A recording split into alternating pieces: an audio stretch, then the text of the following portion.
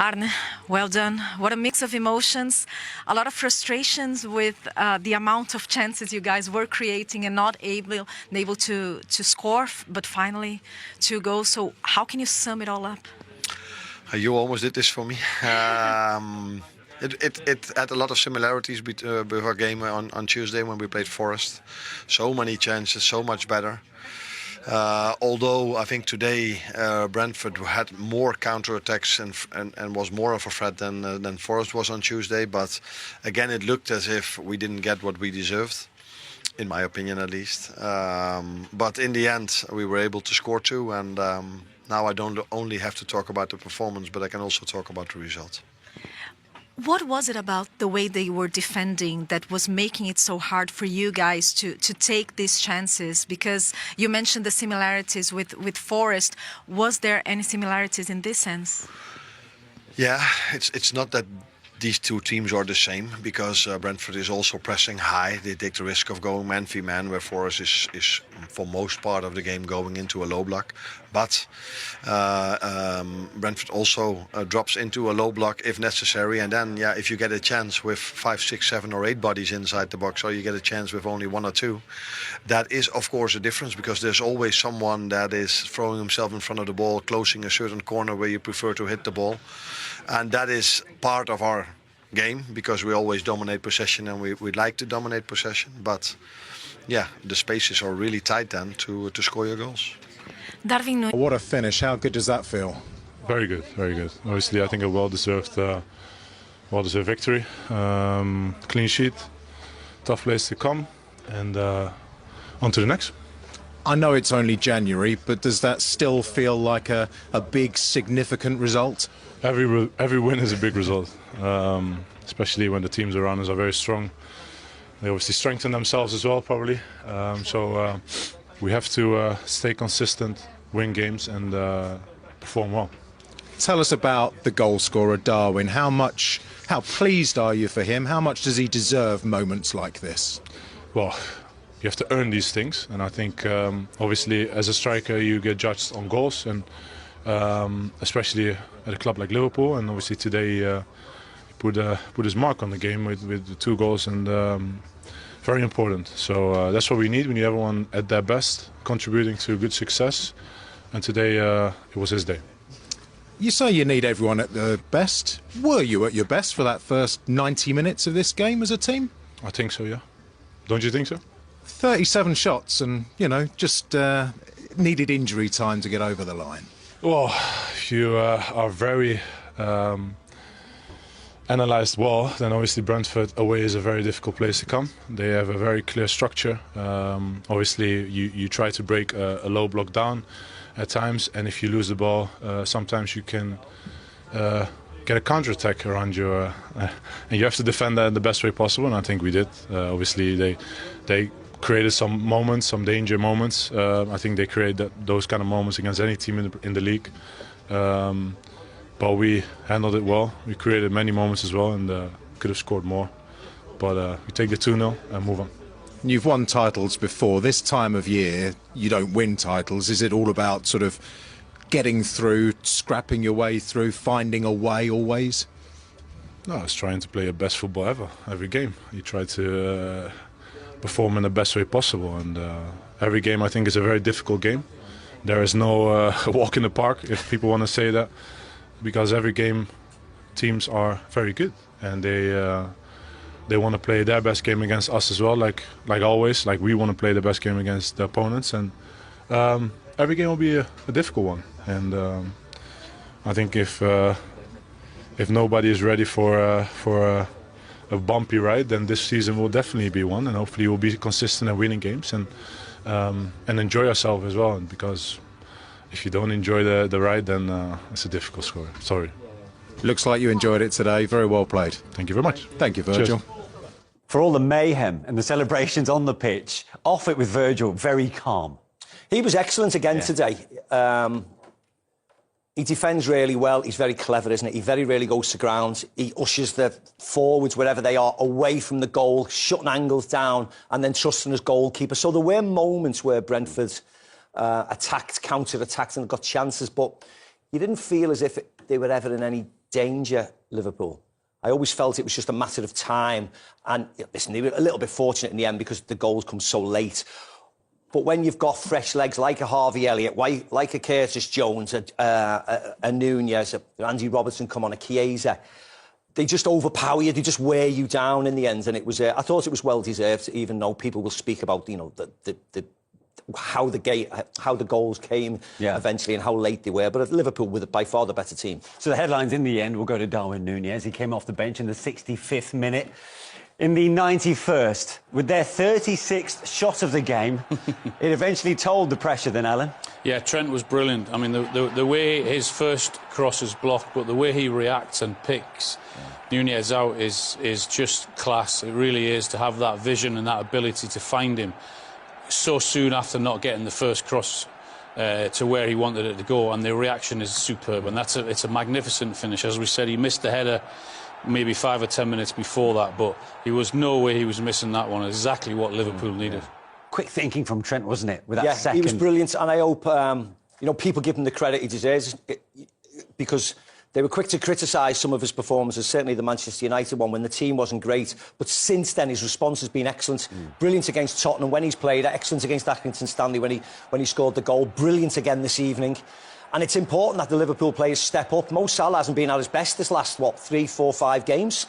But it doesn't matter today because it's glossed over, because another centre-forward comes on and gets his goals. So when someone's struggling, like a Diaz or like a Salah, not in their best moments, at this moment in time, you've got a Jota, you've got a Nunez, you've got a Gakpo, you've got a Trent, who then they lift their games. Chiesa as well coming on. Chiesa coming on, fresh legs, wants to attack, wants to run forward. And they ran forward a lot, the substitutions. So when you run forward past the defenders of the Brentford team, they end up start dropping deep and deep and deep, and that just creates a little bit more space. So I thought they were excellent. They all played the part, particularly for the second goal. I know they countered, but even then, Curtis Jones makes a really good run forward, and it just causes chaos. You know, this is Mo into Chiesa involved here. Chiesa into Elliott. All the subs. Look at Curtis Jones run. He takes another defender away, opens the pitch up. I mean, it should be fair to standards. I'll tell you, the centre forward, that's an easy finish for him. But still, it's Liverpool busting a gut to get forwards and get numbers and get overlaps, and they get the rewards. You smell blood now, don't they? They got the first goal and they hit them on their counter-attack. Brentford have to commit men forward, which leaves them empty at the back, and the way Liverpool sprinted forward and the numbers that they got forward, and that's a really clever finish. He's full of confidence now with the first one. Head down, hit as hard as you can, and keeper's got no chance. Game over, 3 points. Yeah. It's always eventful, though, isn't it, when Darwin Núñez is involved? Now, you may have noted he got a yellow carded, actually, after his first goal. He took his shirt off as part of that celebration. And knowing that, we see this, where he catches Nathan Collins a little late. Is he a bit lucky not to have got a second yellow? Well, of course he is. You know, it's 93, 94 minutes. He's scored 2. He's got a yellow card.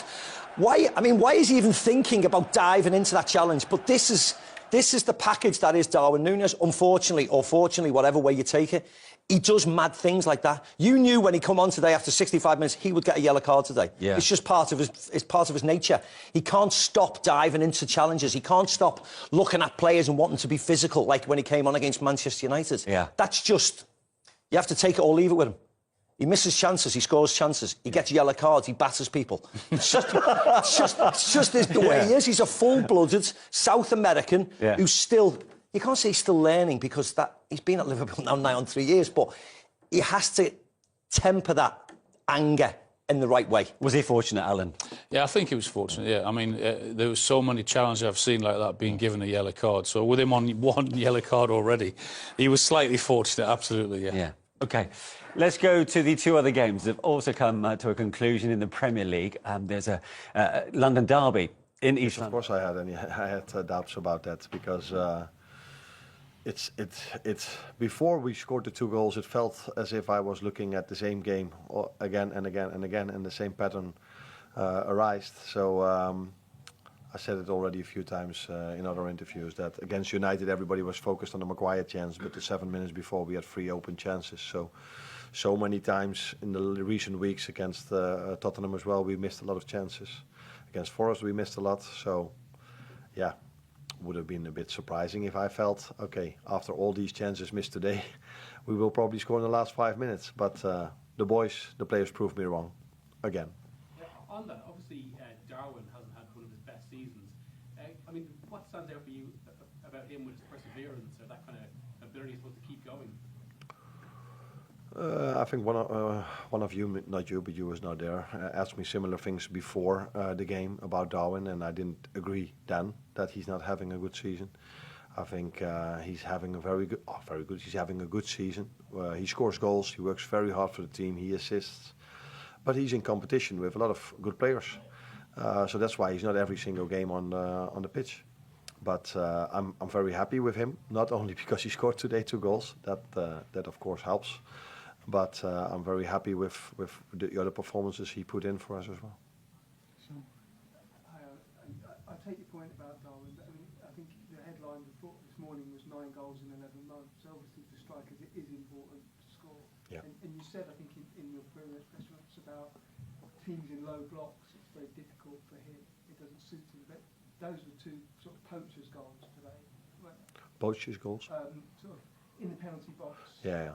But the first one was a long build-up. The second one was a counter-attack. But no, he can of course score his goals against the low block because he's a striker and he's a threat in crosses as well. Immediately after he came on, he had quite a good chance when Robbo crossed it in. But if it's about strikers or if it's about the team, if we would not have scored today in the last 5 minutes, then the headlines would have been Liverpool drops points again. And no one would have told you 37 shots on target. What a display. How many teams were able against Brentford to have 37 shots on target during a game. And now, because of our scoring too, probably there's a bit of emphasis on that fact as well. But so this is the industry we work in. As a manager, the team, the players, we all accept this. And we all understand this, that there's a lot of focus on if it doesn't go well. And not as much on the fact if you have a great performance. So we are an industry where it's about winning and losing, and not about if you play beautiful football, yes or no. People only enjoy good football, beautiful football if you win, and otherwise there's no focus at all on the performance. Arne, as you say, would have been another headline about dropping points, but against United because they played so well, you thought, okay, we can take a point there. And then you go behind against Forest, you think, well, okay, we'll take a point there. But today would have felt much worse than those, would it not? Again, you are talking about the result because I focus on my own team. So let's not focus on the teams we faced. But if you look at simple about amount of chances created, and I think you all are a bit aware of the XG. Is that something familiar for you? Now, do me a favor and look back at our United game and see what the XG of both teams were, and do this against Forest and do this today. Then you will probably see that there's nothing changed with us between now and the start of the season or the first half of the season. What you do see is that it's at this moment of time a bit harder for us to convert our chances into goals. That's not only up to us, that's also because teams throw themselves in front of every ball. Every time we get a chance, so many of the other team try to prevent us from scoring because they're always all of them are in a low block. So I have a different opinion than you about our current performances, but we have the same opinion about our results. That is true. What I meant was though, it would have been a third in a row, and against a team who aren't traditionally one of the strongest teams in the Premier League. No, with a very difficult away game to play at. But sorry, continue your question. I was saying a third one in a row, 6 points dropped out of 9. That would have it would have felt like a real momentum loss. Yeah, because we are an industry that is only talking about results. But I think me as a manager would have felt that we crumble, because I heard that word just a second ago, so now I'm trying to use it without exactly knowing what it means. But I think it means that we go down a bit. I, as a manager, I've told the players during this week again, I couldn't have asked for more in the Forest game. Only one counter-attack conceded and so many chances created against a team that hardly ever concedes any chance at all in their game. Brentford has never faced this season, I'm 99.9% sure of that, 37 shots in a game. So what can I ask more of our players? I saw today that Brentford were more of a threat in the counter-attack than Forest were. That be clear. But that has also to do with a lot of credits you have to give to Brentford, because I saw their game on Tuesday, where it was a completely equal game. Both teams had numerous chances, and they came back after 2-0 behind. So we knew how hard it was to play. We knew how hard it was to play at Forest, and we knew how difficult it is to play against such a low block as United played against us and later on against Arsenal. So yeah, second half of the season always more difficult to win, but I cannot ask more from these players. They give everything they have. This is possibly a little bit off topic, but can you talk a little bit about how much assurance you get from Van Dijk and Konate at the back, that solid foundation? Yeah, a lot. That's clear. Because I think today also you saw more than in the Forest game that I think if I would have been the manager of Brentford, I would have probably tell you, oh, there were moments for us to win the game, because there were moments for them to win the game.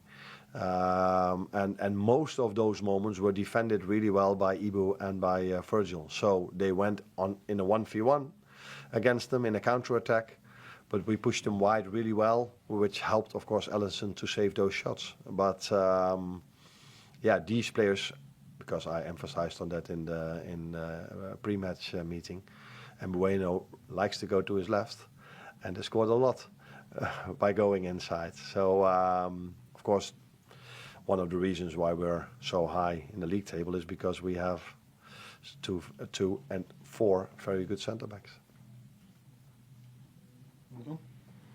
Oh, there's one. Oh, you don't want to give him the chance anymore? Last one, yeah. Yep. I just asked about Harvey Elliott. He hasn't had a lot of football. You said last week you had to speak to him, but involved in both goals today. Yeah. Really made a big impact. Yeah. Must be delighted with his performance when he came on. Yeah, it was.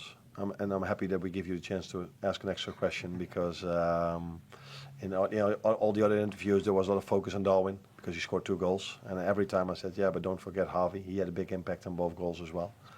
So it's so nice for me, for us as a team, that I have players that can impact the game on the bench as well. So this happened in Forest with Jota and Costas, and today with Harvey and with Darwin. If you only focus on results again, if you also focus on performance, what I do, I also like Robbo and Curtis when they came in, and Federico was only for 5 minutes, so you can't say a lot about that. But it's nice to have so many opportunities on the bench as well. That's why of today's 3 p.m. kickoffs were 0-0 at half-time. They all finished 2-0 to the away team, but none were as significant as what we've just seen the last few minutes of this match between Brentford and Liverpool. And let's start giving Darwin Núñez his moment again here, Shay. We can have a look at the winning goal, the first of his 2 winning goals. Yeah, and the 91st minute as well. Yeah. So it was a late show from Liverpool. I think they got a bit of luck actually when it comes to Trent for the second time. I mean, Trent does really well initially, and Harvey Elliott done well off the bench as well, as Kenny rightly says. But it gets a bit of a break there, Trent Alexander. And also, you know, Darwin Nunez, sometimes you see him taking too many touches inside the box. I think this suits him more than anything when he's got more time on the ball. He just nothing to think about. He just hits his first time, and obviously we all know the goal never moves. But what you would say, he did get booked on the back of that as well. So when he scored the second goal, I think, well, don't take your top off, please, because you'll get your marshals. But again, you know, Trent, we talk about Trent defensive sometimes as one thing, but when he's balls into the box, his delivery is brilliant. It's a fantastic finish. Yeah, it's great reactions from Trent, actually, to be honest, because the initial cross is blocked, but very quickly he's got a clear picture of what he wants to do. That's deliberate, that ball that's just popped back to Núñez. And I agree with Shay, with this standing forward, less thinking times better. All he has to do is make good contact with the ball. Yeah, huge moment, and him and his staff know how big a moment that could potentially be in the context of Liverpool's season. But he knows how well his substitutions are working out in the last couple of games as well, doesn't he? Just everything he's touching is turning to gold. Slot. Yeah, well, he is. We can't heap probably enough praise on him, how he's carried himself since he's come into the football club. Small tweaks that he's made in terms of generally Liverpool's style of play, in terms of the upturn we've seen individually from players all over the pitch. He's been really smart, and when he's been needed in terms of the in-game substitutions, he always seems to make an impact. It was Núñez again, just a couple of moments later, putting the seal on this one. Yeah, we've just spoken about him like no thinking time. Well, he has a bit of thinking time. Thinking time in this one. He thinks I'll just smash it past the goalkeeper is what he thinks. Yeah, there's a massive overload here. No criticism of Brentford here. They're chasing the game 1-0 down, seconds on the clock. Actually thought he should have played Curtis Jones and doesn't. Plays it over to Nunez, and this is real composure. I don't see a huge amount of this from Nunez in terms of actually taking the first touch. But it's not just about taking the touch, it has to be perfect. Just needs to cushion that perfectly. That gets away from there's a tackle coming in and he doesn't score. So give him credit for that. You know, we're talking him down a little bit in terms of you can't have too much thinking time. Invariably, you know, he hasn't got that quality in terms of his finishing, but he showed it there. And his run was clever as well. He kind of dropped I think really mentioned Common as well. He just scored a goal as well 2 minutes earlier. So as a striker, you know, your confidence is flying, and he took it really well. Like it's a rocket past the goalkeeper. Oh, and it really is. He's got no chance. And at this point, we're saying don't take your top off, because you can imagine the emotions and the excitement running through his veins at this point in front of the Liverpool fans as well. Well, you were saying don't take his top off. He didn't take his top off, and then he very nearly got himself sent off anyway before the end of the match. I think he's very lucky. His toe off. Yeah, no, I think it was Nathan. Was it Nathan Collins? Maybe perhaps here. I think Nathan goes to clear it, but again he stamps on his foot, and I think he's very, very lucky. I think the ref says, look, he stamps right on the top of your foot. Any other time, that's a yellow card, and obviously being booked for his celebration. Even Arne Slot, his reaction is like, tell you what, we're lucky. I think we got away with one, and I'm kind of happy for Darwin, because I don't want to rain this parade too much, but it would have been peak Darwin Núñez to then go and do something. Get even more headlines like that, wouldn't it? VAR can't intervene, by the way, in case people are wondering for a second. They can't give a second yellow. They could upgrade a yellow to a red, but they can't give a second yellow. But it's typical of him, isn't he? He got the 2 goals. I understand the emotion, like he's buzzing, but he just needs to calm himself down at time, a little bit more ice cold in his approach to the game, and a lot of different facets to his game. But I wouldn't talk him down too much. He's stepped onto the pitch today, had a huge impact for his team. You were saying Brentford, that you felt Brentford were in it for large periods. They had their chances. Yeah, they were. Just the quality, got into some great areas of the pitch, last third of the pitch where you want to be, got some real sustained pressure on the Liverpool goal. But just when it needed that little bit of kind of calmness and the right decision making, just wasn't there. And Boomer here 1v1 against Slot. It's like, get your head up, just take a picture of the situation around you. As soon as he checks inside, it's an easy interception for Trent Alexander-Arnold. Put crosses into the box, through players in there. A little bit unfortunate on occasion, maybe ball not ricocheting for them. This is another good chance here in Buemo. Has he got the confidence to take on Van Dijk, drag it onto his outside shoulder? No, scuffed cross. Shot into the goal. Again, 1v1, little step over, little bit of magic here. It just stands up to the back, but that's a decent enough header. So I'm just talking, got into these areas so often with that little bit of individual brilliance, or the ability of somebody to stay calm and make the right pass, the precise pass to put a teammate in, wasn't quite there for Brentford. Shay? Yeah, I mean, he huffed and puffed, and you see Thomas Frank with his tactical board after the game as well. He'd done the lap of honour. Yeah, he took his time on the pitch. The only thing was disappointing. They got in really good positions. It's just that the final pass or the final shot just wasn't there. So that'd be frustrating. But Brentford at home this year have been great value for money. Scored so many goals. So I just think today they were just shy in front of goal. Liverpool weren't shy in front of goal. Certainly weren't shy in taking shots. They had quite a few chances, half chances. We can have a look at some of these in a second. Yeah. I mean, Brentford, we said at half time, were sitting very, very deep, getting bodies behind the ball, and I suppose Liverpool resulted in some long range shots. This one not so. Obviously, Sub was like getting into the box, but again, the game was getting a bit stretched, I suppose, they went on. We had a Nathan Collins package, because I felt for Nathan today. He played really, really well. He comes off of the back of a 2-0 defeat. I mean, Flecker makes a good save as well. I'm not really that happy about Diaz here, trying to look for a penalty. But it wasn't a penalty. No, it's poor from Diaz. You can see he's looking for a penalty, and I don't like to see that from any player really. But again, this is Darwin Nunez with the header, brilliant ball in from the other substitute, Robertson.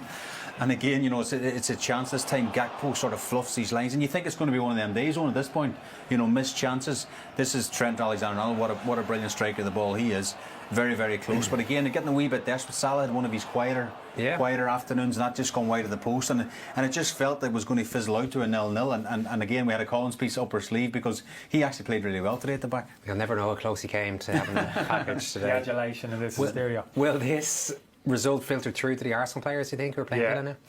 Yeah, I think so. Certainly filtered through to the Arsenal supporters. Yeah, I still think this is a big day. I still believe it in terms of the result at Brentford and also at the Emirates. Just huge pressure on Arsenal. In that split second when Nunez put that ball in the net, all of that kind of pressure is just heaved onto the shoulders of those Arsenal players against Aston Villa. Yeah, I think this potentially is a big moment in the season. Liverpool haven't been perfect all during the season, and it's a little bit of a... When you look at them this season, when they've struggled for periods in the games, they just find something. They just seem to pull together and find a solution. And they did exactly that today. I just like the togetherness, the camaraderie. Everybody's chipping in. It's not the 11 on the pitch. Substitutions coming on. Everybody's delighted for each other. You just feel as if this is a group of players that's totally together. And with the quality they have in the squad, they're obvious favourites to go and win this title. I'm not going to hand it to them in a full position. But if Arsenal were even to drop 2 points tonight, if they're to draw against Villa, which would be by no means a disgraceful result, you know, that would be significant allied to Liverpool's victory today. They've got to take care of their own business, Arsenal. Yes, they would have loved Liverpool to drop 2 points today, but they have to focus on the game this evening.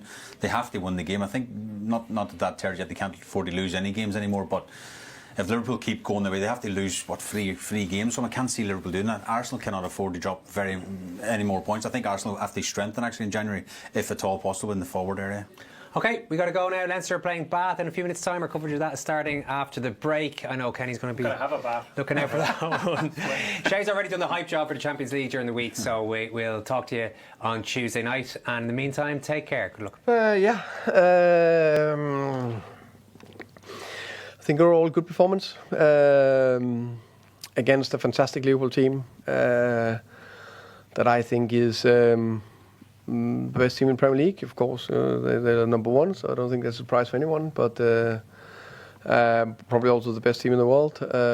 We just played against City and Arsenal and now Liverpool in short succession. And I think they are a level above the two others right now, more complete in all phases of the game.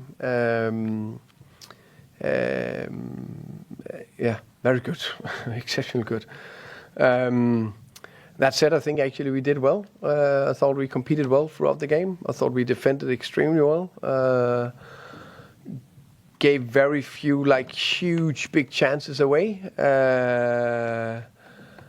And I think it's a perfect example of where they are, Liverpool. You can say I think 0-0. You can't say that would have been unfair. But if Liverpool won 1-0, probably can't argue that they, of course, have more of the ball and more opportunities than us. But I think we had a fair few. But the way the final one dropped for them, we blocked the shot, and it drops inch perfect, so Trent can put it back to Nunez, then he scores. If he needs to take a touch, then maybe we adjust a bit, and then we are there to do the block. It's a perfect example of where Liverpool are right now in terms of it. It's dropping for. They are exceptionally good. Okay, so they didn't win because of a ball that dropped for them, but it's also going their way, which is well deserved.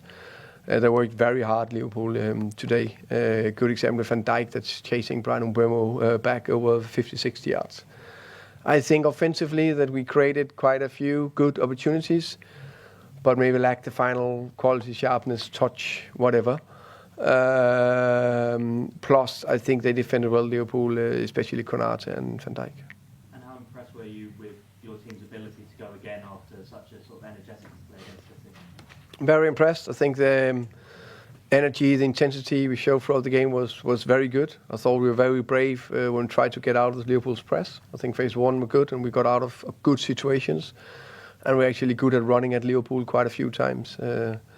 And we just needed one of those situations to be a big chance or goal. I think actually potentially we got the biggest chance to Damsgaard, where he missed it after 50 minutes because he doesn't have a touch. But we it's like this, then it's goal, and then who knows. And then a word on Sepp Vandenberg and Nathan Collins. That partnership really seems to be growing. Yeah, I think that looks promising and good. I think both of them did very well today. It was really, really pleasing to see. And then one player who really caught my eye as well was Yarmolenko. Touches in tight spaces. He was really impressive today.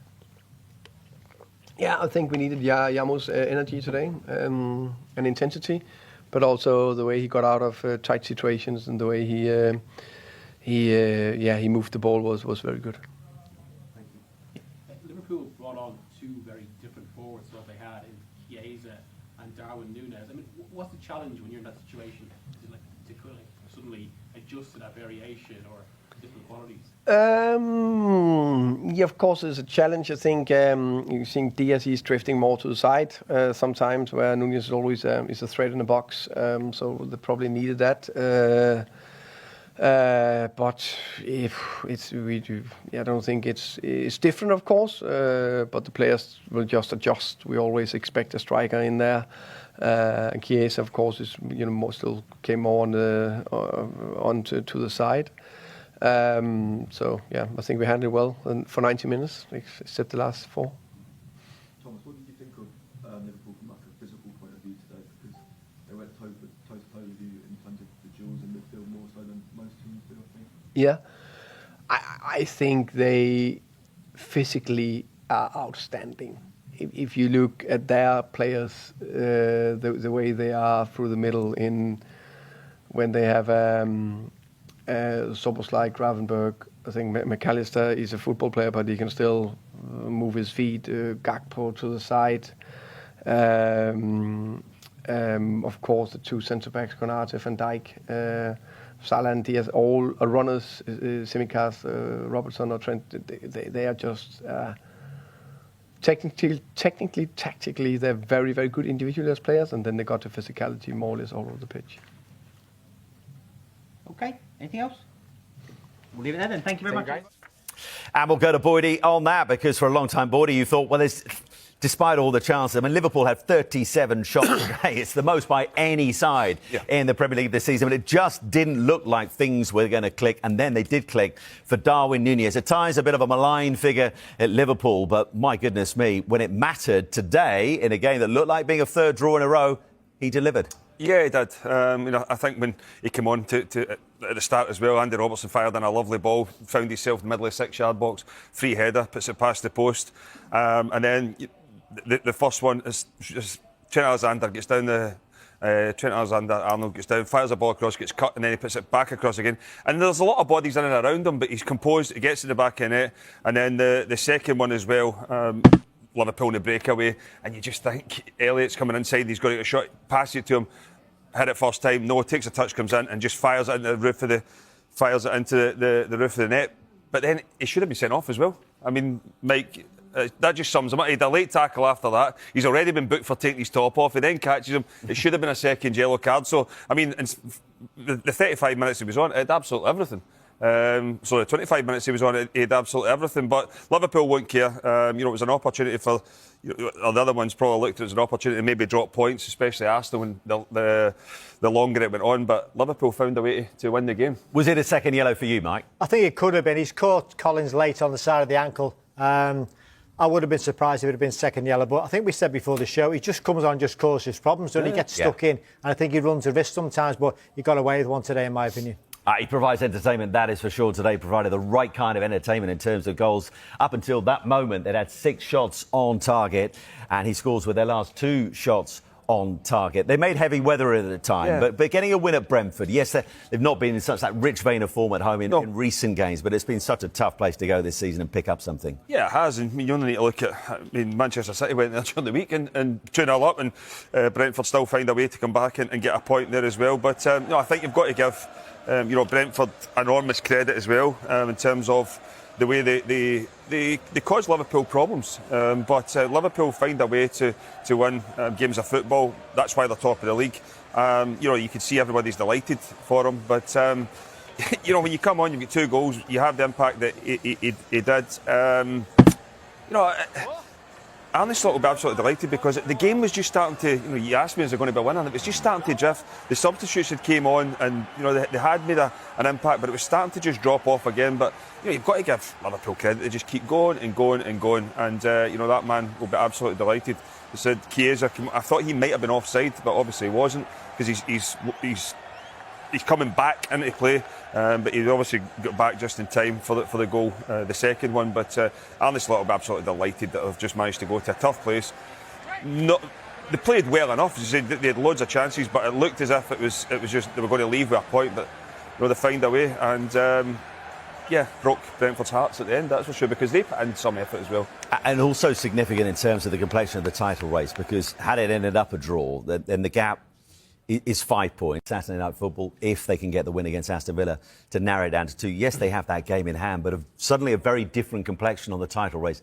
That was massive for Liverpool. Yeah. I mean, I think when you're Arsenal and you're just about to start a game of football, we've all been there, where you're looking at your challengers and think, well, maybe today's the day they're going to drop more points, but it wasn't to be. And now all of a sudden you've got to get yourself and go and win a difficult game against Aston Villa. So I mean, you look at Liverpool, there was opportunities. Brentford did have opportunities, but overall, Liverpool did deserve to win the game in terms of the chances he created. But the longer it went on, you just felt as if maybe they're not going to find that opener. But take nothing away from Darwin Nunez when he came on. A threat, caused problems, gets 2 goals. That's him up to 4 for the season.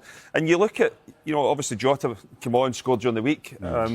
He was out injured. The substitutes are having an impact. Mo Salah didn't score today. How did he look overall? Because at times against Nottingham Forest midweek, he cut a bit of a frustrated figure. What kind of game did he have today? It's one of those ones where you see him having a lot of them. I mean, he wasn't really involved in the play, but could easily have walked away with 2 or 3 goals, because he comes in, it's as if he's nowhere to be seen, and then just drifts in the pitch, and he had a few opportunities. There was one in the box where you're thinking, shoot, and he tried to pass it as well. But he had a couple of opportunities coming off that right-hand side and tried to bend it in the far corner. One that was really, really close, but with past Flecken's far post. But I think overall, look, when the substitutes came on and scored goals, you look at the strikers and think, they've obviously not done what you'd expected from them today. But overall, the amount of chances that Liverpool created, could have scored more. They won't really bother about it. They've found a way to win another game of football. It's another one ticked off. They're back to 7 points clear at the top of the table, and it's over to Arsenal and Nottingham Forest now as well. Yeah, and Sid, there's absolutely no way that the Arsenal players aren't aware of what has just happened in West London before they get underway against Aston Villa. Does that change the complexion within the dressing room ahead of their game, or they're just solely focused on what they have to do tonight, whatever's happened elsewhere today? Well, they've got to take care of their own business, isn't it? That's what you do. It puts pressure on it, because now that you need to keep up with them. But that's what it's all about. When you're at the top of the table, every point dropped, every loss, every win, it all counts. But they'll know what they'll need to do. And, again, they're behind a relentless machine. They've been in that situation the last previous seasons with Manchester City. Now it's Liverpool. So they've got the experience of doing it, but they've just got to keep disciplined, create chances when they can, and be clinical. So we're at half-time in our feature match on Goal Rush, and Brentford, so far at the GTEC, are holding the league leaders Liverpool at bay, despite the fact that Arne Slot's side have had 19 shots on goal, 5 of which have been on target, and yes, the XG points that they should be up at this stage of the game, considering the kind of chances they've had. It doesn't feel like it's been a game where they've had 19 shots, does it? No, 5 on target, but you can't really remember. I mean, the one shot I think about is Slobber's in the bar, and that doesn't count, really. It was a shot, but it's not on target. Liverpool have dominated possession. They've been comfortable, but I still think they're slightly laboured. I think they need to step up a gear again. They've had lots of possession. They've had plenty of balls into the penalty area. Mo Salah's attacked the fullback a number of times, but the final ball is just lacking today. Maybe in the second half they'll improve, because they have done that of late. Yeah. But they still need to jump up a little bit if they're going to get a result today. Brentford will take it at this point, won't they? Oh, yeah, absolutely. They've not really played well at all, Brentford. They've offered a small threat on the counter-attack. They've had one decent opportunity, but for a slight deflection. But other than that, yeah, Liverpool have had a couple. Gakpo's one as well. But other than that, they've not really done enough with what they've had in the game. They've had plenty of shots without causing too much of a threat. So before we have a look at Gakpo's effort, let's have a look at Dominic Szoboszlai's long-range effort. And I suppose this kind of sums up Liverpool at the minute. This was more hopeful more than anything, Steve. Yes, this is where they've lacked conviction. It just opens up, doesn't it? That's all. So he has to go forward and take the shot on, and he can do that. Of course he can. But you're more than happy for him to have 25-yard shots, aren't you? Flecken is. They always get lots of men behind the ball, Brentford, if you allow them, and that's what Liverpool have done. They've been slow. They're better when they attack with pace. This is a lovely ball from Gakpo. And this is when Liverpool are at the finest, when they're breaking forward. And you think this is going to end up in the back of the net, but he just gets it wrong, doesn't he? I think he should run onto that with his right foot rather than let it wait to come onto his left foot, because he just allows the keeper to gain that little bit of extra time in closing him down by letting it run across him. If he runs onto it and hits it with his right foot, then the time for the keeper slows down, and then the chances are much better when, I think, running onto it rather than waiting for it to come onto his left foot. Yeah, there was only one way he could finish once he lets it roll across his body to lift it. But if he runs on with his right, as Al said, he can even take a touch around the goalkeeper, but he gives himself more options. So talk us through this, Al. Just as the ball's coming across, rather than take it early. Yeah, rather than wait to come to his left, if he runs and attacks it and hits it with his right foot, the goal opens up. He's got more of the goal to hit. And because he waits that split second for it to come across to his left foot, that then allows the goalkeeper just to close him down that little bit more, and he can't get the connection that he wants, and it's from a tighter angle. Yeah, so decision-making really in those crucial moments is costing Liverpool, but also, are they being funnelled infield a bit more, Liverpool, where there's a lot of traffic to get through? Yeah, and that's just the way they play. Gakpo's tried to stay out wide, but Diaz wants to go through the middle. They're forever chopping back inside the pitch, aren't they? You see Gakpo goes left and then chops right into the pitch. Mo Salah's forever coming back onto his left foot inside the pitch. Yeah. So they have to think about maybe if they can't get overlaps around the wingers, they have to start going the other way, just to get the defenders thinking, oh, he's going to go right now, he's going to go left. You have to change it round to get them on the toes a bit more. Alan, you've already touched on the fact Brentford are playing on the counter. They've had one or two openings, not really clear-cut, but there is one here.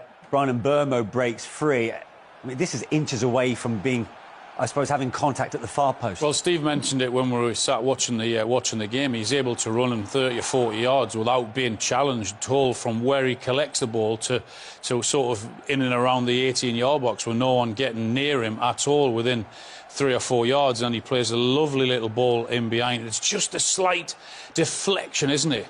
That takes the concentration, that little touch there, that stops him getting the touch in the middle there. But they have to be wary of that because they're good at it. Yeah, Thomas Frank clearly felt that there was a good chance. Yeah, it was a good chance, wasn't it? Vista just gets a little nick, take it away from Damsgaard having a tap in, We know what you meant. I know. Let's get there in the end. Damsgaard, no. As things stand, Liverpool then. Welcome back to Sport Lab, your go-to channel for the most exciting match reactions, breakdowns, and all the drama from the world of football. Today, we're diving into an absolute thriller as Liverpool face Brentford in a nail-biting Premier League clash. Sit tight, because Darwin Nunez took centre stage with a jaw-dropping stoppage time double to save the day. Let's break it all down. Liverpool fans, breathe a sigh of relief. It looked like Arne Slot's side was heading for yet another frustrating evening, but Darwin Nunez had other ideas. His late brace secured a dramatic 2-0 victory over Brentford, keeping Liverpool 7 points clear at the top of the Premier League table. Brentford gave Liverpool plenty of trouble early on, almost striking within 5 minutes. Mads Royerslev whipped in a dangerous cross, but Mikkel Damsgaard couldn't finish. Brian Mbeumo was a constant thorn in Liverpool's side, forcing Kostas Tsimikas into an early yellow card and testing Alisson with a series of shots. Liverpool struggled to make their chances count in the first half.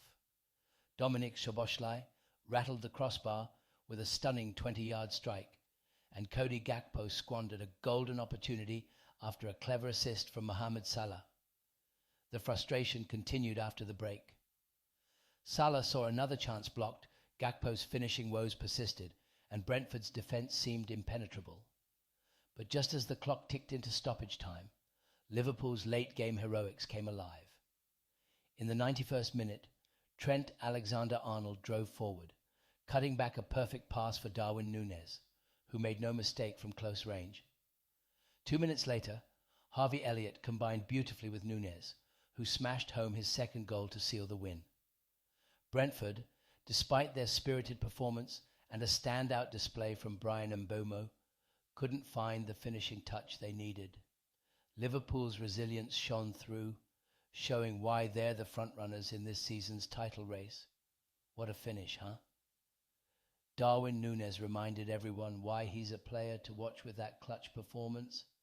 Liverpool fans, how confident are you about lifting the title this season? And Brentford supporters, what did you think about your team's fight tonight? Let us know in the comments. If you enjoyed this breakdown, don't forget to smash that like button, share this video, and subscribe to Sport Lab for more thrilling football coverage. See you next time.